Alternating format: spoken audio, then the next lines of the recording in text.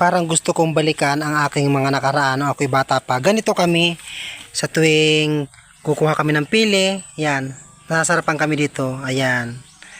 Yan. Pinapakita lang po namin nung kami ay bata pa. At naalala ko rin ito. Welcome to my channel, Sardon Vlog TV.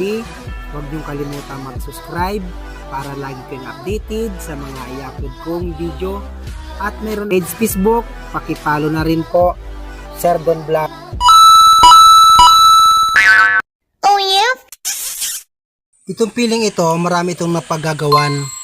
Ito ay mas masarap nito kung lalagain mo sa tubig.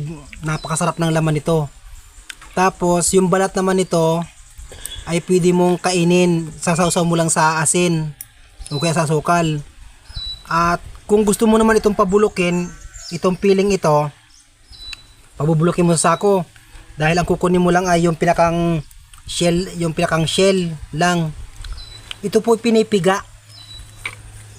Pinipiga ito. Tapos yung katas nito ay lulutuin. Yun ang gagawing langis o mantika. Kaya itong piling ito, maraming paggagamitan ito. Kaya kung may puno kayo ng pili, napakaswerte ninyo. Dahil itong piling ito, tumutubo lang ito sa mga malamig na lugar. Masarap nito ang nilabon o nilagang pili. Kung matitikman ninyo. Tapos yung inihaw din na pili, napakasarap talaga kung matitikman ninyo. Kaya sa mga hindi pa nakakatikim nito, sumubok na kayo.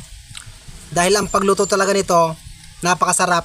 Pag inihaw, pag nilaga sa tubig na mainit, tapos ang balat nito nakakain.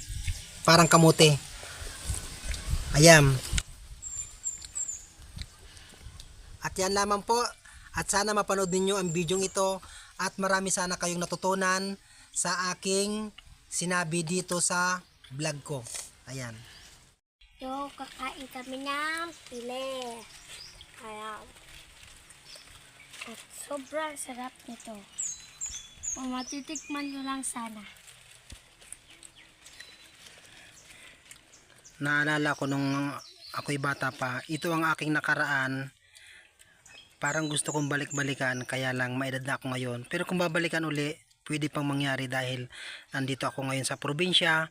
At syempre marami kami dito nakakain na prutas na hindi namin nakakain sa syudad. Tulad niyang pili, ayan, ayan, makita niyo pili oh. Ganyan po ang original na pili. Ayan. Ayan, kaya yung dalawang anak ko kumakain sila ng pili. Tuwan-tuwa sila kasi ngayon lang daw nila natikman na masarap pala. Mas masarap pa daw pala ito sa tunay naman eh. Ayan. Ayan yung pili, kinakain nila oh. Makikita ninyo yung pili oh.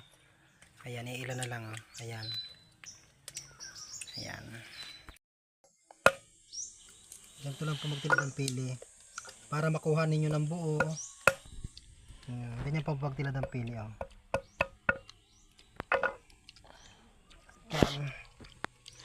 Ayan. Ipunin ko lang muna. Ayan, naputol pa. Siyempre kaya natin kunin yan.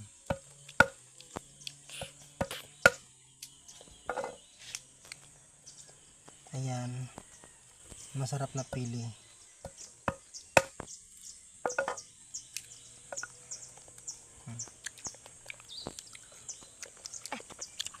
Ito yung kulay green, masarap ito. Ayan.